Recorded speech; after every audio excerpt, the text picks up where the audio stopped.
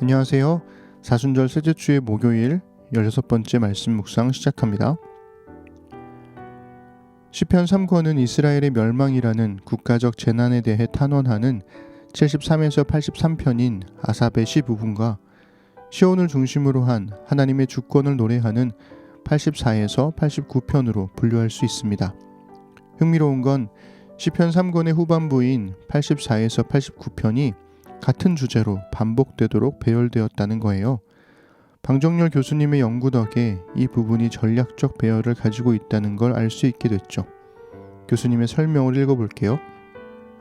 시편 84편과 87편이 시온 시편으로서 시온의 회복을 찬양한다면 85편과 88편은 개인 탄식시이면서도 공동체의 고통을 하나님께 탄원한다.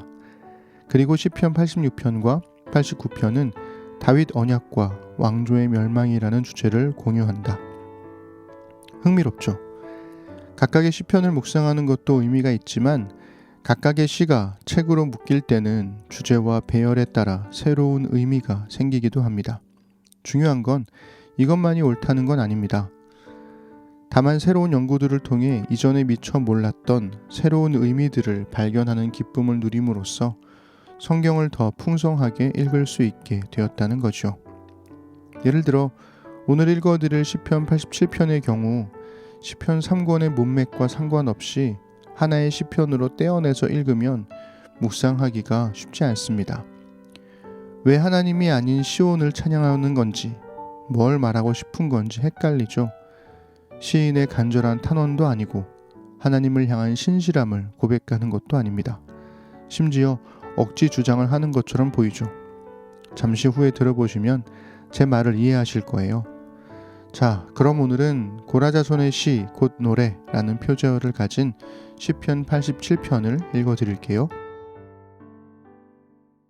그의 터전이 성산에 있으며 여호와께서 야곱의 모든 거처보다 시온의 문들을 사랑하시는도다.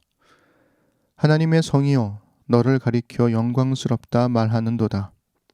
나는 아합과 바벨론이 나를 아는 자 중에 있다 말하리라. 보라, 블레셋과 두로와 구스여 이것들도 거기서 났다 하리로다. 시온에 대하여 말하기를 이 사람 저 사람이 거기서 났다고 말하리니 지존자가 친히 시온을 세우리라 하는도다.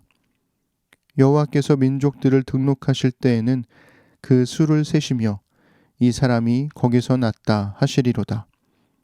노래하는 자와 뛰어노는 자들이 말하기를 나의 모든 근원이 내게 있다 하리로다. 아멘. 제가 어릴 때는 어른들이 본관을 묻곤 했습니다. 본관이란 말뜻도 모르는데 본관을 물으니 난감했었죠. 잘 모르겠다고 대답했더니 내 뿌리도 모르냐며 꾸지람을 들은 기억이 있습니다. 본관이란 개인의 시조가 난 곳 또는 성의 출자지입니다. 쉽게 말해 성씨가 뭐냐는 겁니다. 저는 전주 이씨니까 저의 본관은 전주입니다. 하지만 전주는 제 평생 딱 한 번 가봤습니다. 그것도 관광차 하루 들린 게 전부니 저와는 아무 상관없는 도시나 마찬가지죠. 그런데도 괜히 전주 이씨 성을 가진 사람을 만나면 괜한 친밀감이 생기는 게 참 신기합니다. 그런데요, 사람들이 이런 류의 소속감을 의외로 많이 찾는다는 거예요. 같은 학교 동문인지, 같은 지역 출신인지, 같은 지방 출신인지 말이죠. 제 경우에 서울신학대학교에서 충청남도 논산 출신의 동기를 만났을 때 굉장히 신기해하고 반가워했던 기억이 있습니다. 여기서 좀 더 나가볼까요? 해외여행이 흔하지 않았던 때만 해도 낯선 땅에서 한국 사람을 만나면 참 반가워했다고 합니다. 그러니 본관에서 지역, 학교를 넘어 한 민족으로 우리 소속감은 계속 확대되죠. 이런 식으로 하면 지금은 옛날 말이 되어버린 지구촌이라는 표현과 함께 세계 시민으로서의 소속감을 갖게 됩니다. 시편 87편은 이런 식의 소속감을 표현합니다. 다만 시온을 중심으로 한 분이신 하나님을 중심으로 하는 소속감이죠. 시온은 하나님의 성전이 있는 예루살렘을 종교적 중심지로 부를 때 사용하는 말입니다. 즉 시온이라는 말에는 세상을 창조하신 하나님께서 선택하시고 머무신다는 의미가 담겨 있어요.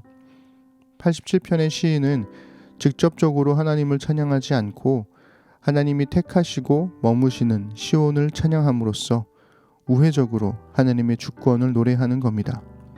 강한 나라가 작은 나라를 집어삼키고 한 민족이 다른 민족과 싸우더라도 결국 시인은 모두가 하나님의 자녀라는 정체성을 알게 될 날을 소망하는 거죠.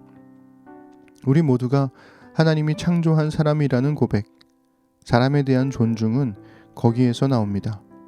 그러니 유일하신 하나님을 고백하는 신앙은 사람을 배제하지 않고 포용하지요.